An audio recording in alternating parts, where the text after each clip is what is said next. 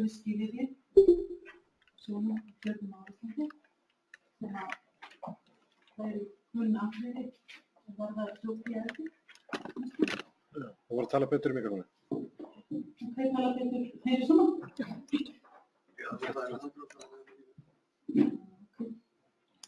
Þessi er notfæranum á kontrast. Þessa mynd, þetta er nú flestir mynd af straumakerfinu í hafinu umhverfis Ísland.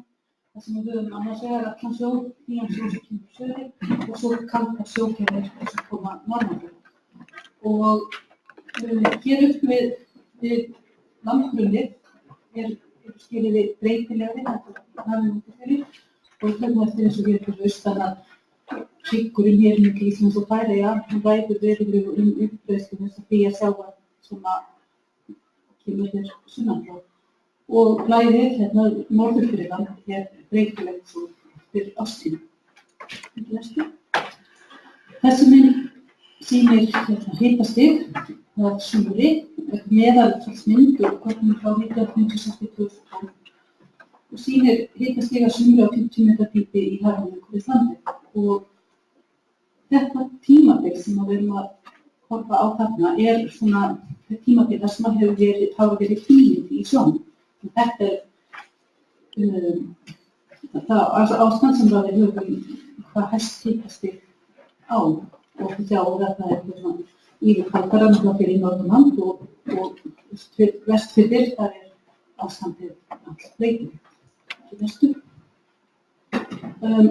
Á Hafró þá hafa verið stundar rannsóknir á ástandi sjávar umhverfis landið í mörg ár, frá 1970 þegar við fengum rannsóknarskipið Bjarna Sæmundsson og þetta eru mælistöðvarnar sem við mælum á og þannig sem okkar upplýsla er komin og þetta hlýðivistímabil sem ég var að benda á hann sem hófst hérna 1996 svo að á tímaröðinni frá þessari stöð hér djúpt út á Faxaflóa að þá sést alveg greinilega að þetta eru tvö tímabil hvað varðar ástand sjávar. Það er tímabilið fram að 1996 og svo tímabilið þar eftir. Það sem að hitinn er töluvert hærri.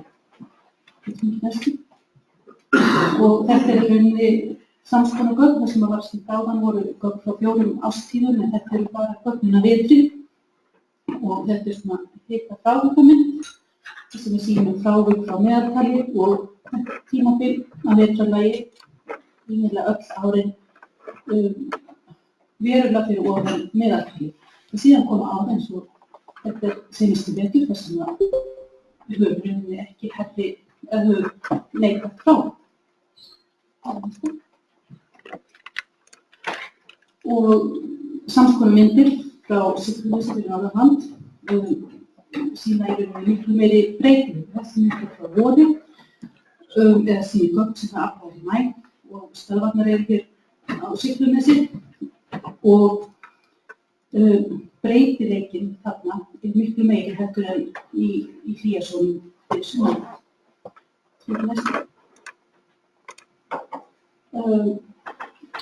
Þetta kort, þetta er hafískort frá Veðurstofunni frá því mars 2005. Þetta er að vinna á þessu hlýjenda tímabili. Það hefur verið hér seinustu 20 ár. En í síður þá var hér töluverð útbreiðsla hafís fyrir norðanland þarna í mars og þetta var vegna viðvarandi vestlægra átta sem að flutti í sig inn á norðanland. En svo bráðnaðan þarna þegar við fórum í mæliferð í maí þetta ár þá voru ekki merkjum þennan ís nema hann slæri setta í yfirborð. Annað sem skiptir verulegu máli fyrir botnlögum og það þarf að þekkja umhverfið í fjörðunum vel og þetta eru dæmi ný dýptarkort sem rafnar með svona multibím dýptarmælingum. Þetta er Arnarfjörður hér og það sjást hérna það greinilega allir hólar og hæðir á botninum. Þetta kort og þetta hér er svona svokallað botnklökkukort þar sem að hægt er með svona hliðarafurð út úr þessu verkefni er gerð slíkra korta sem að vísa á hvernig setgerð er, hvernig botnin er. Þetta er mjúkur botn eða hafður.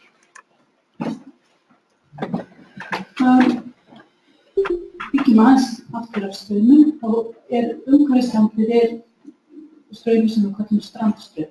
Hann í rauninni í mjög þröngu bandi nálægt landinu og nú áfram út af snúningi jarðar og hér rétt þegar umhverfi landið. Seltan þetta breytilegar vegna íblöndunar við festbátt á landi, en hann hefur áhrif á ástand sjávar, á fjöllum og flóum.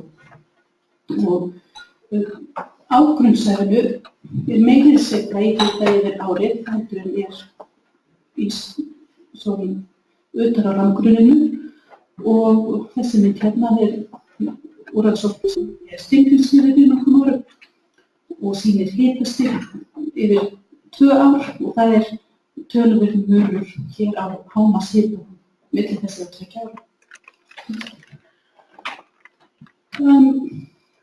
Hitafar á grunnsævi. Á Hafró þá höfum við í mörg ár verið með hitamæla við bryggjur víða land og þessi gögn sem hér eru sýndir frá Stöðvarfirði, þessi lengsta Norðurfjarðar og þetta aftur svona hita frávikamynd, það sem reiknað meðaltal hita í hverju mánuði og svo reiknað frávik mælt hita frá þessu meðaltali. Og hér eins og hinum myndunum þá sést líka þessi breyting sem var fyrir 1996 eða 7 og við sjáum að eftir þann tíma þá höfum við fleiri mánuði þar sem að hitinn yfir langtímameðaltalinu en svo koma líka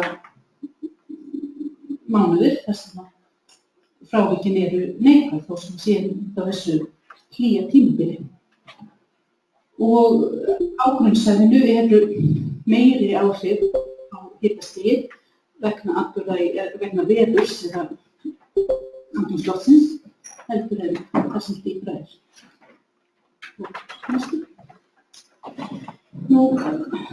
Það lykilatriði fyrir fiskhelgi hvernig straumarnir eru í fjörðunum og þannig í tengslum við verkefni sem við erum að vinna núna að meta burðarþol fjarða og sjókvíaeldissvæða, þá eru rannsóknir á straumum algjört lykilatriði. Og núna þá höfum við svona ekki sem að kallast á íslensku straumsjór og mæla straum sífellt yfir og myndin sýnir meðal straumhæðar veiðarfyrði og rannsókn sem hægt að meta út í sæti. En það meðal straumhæðar sem getur aftur og hræðarkerfi. Sjávarföllin þetta vatnið komið tilbaka, þau flytja ekki út með vatnsmassan tegnum þetta kerfi. Ég setti þannig við hliðina nýlegt fjölgeisladýptarkort að Reyðarfirði sem hefði nú verið fínt að hafa þegar við vorum að skipuleggja þessa rannsókn. Þetta er mikið næstu. Eftir að við fengum þetta verkefni að meta burðarþol í fjörðum og þá höfum við aukið verulega við rannsóknir sem við erum að gera á þessum svæðum og þetta er mynd af súrefnisstyrk í Arnarfirði nærri botni og súrefni er náttúrulega lykilparametri í þessu sögu því að það er súrefniskreftferli að brjóta niður úrganginn frá kvíum. Þannig að þarna niður við botni í innsta hluta Arnarfjarðar voru settir 4 straummælar og með súrefnismælum á líka. Og þarna svo til ekkert fiskeldi þarna í þessum firði. Og við sjáum hér frá því síðla sumars og fram eftir haustið að súrefnisstyrkurinn lækkar jafnt og stöðugt þarna í botnlaginu. Þangað til að einhverju lágmarki hér náð, þegar sjórinn í firðinum fer að blandast upp aftur. En það gerist miklu hraðar. Þannig að það verða haustið til þau skilyrði að upplöndun getur orðið í öllum firðinum. Þessi mynd hérna úr rannsóknum í Berufirði sem sömuleiðis eru til að undirbyggja burðarþolsmat og hér sést hitastigurinn eftir firðinum, hér botnfjarðarins og svo útliftir. Og þarna þetta vorið þá sést að hitinn innan í firðinum lægri heldur en hitinn úti en það ennþá meir hitasveifla inn í fjallabum heldur en úti fyrir. Ég hleyp rætt yfir sögu hér, þetta nú bara alltaf sína vorblóma svifþörunga þannig í firðinum þegar við kennum þessa blóma. Sést hérna blómum við hér á 15 metra dýpi eða svo og súrefnis styrkur hefur aukist verulega þannig í einhverjum. Og sömuleiðis hérna nokkrar glærur sem að sýna niðurstöður og verkefni í Patreksfirði og Tálknafirði sem var gert fyrir nokkrum árum. Þá vorum við að vinna með atvinnuþróunarfélögum fyrir vestan og stóðum í umfangsmikilli gagnasöfnun til að undirbúa verkefni við að meta burðarþol. Ég held að við erum að hlaupa yfir út af tímanum þá næstu og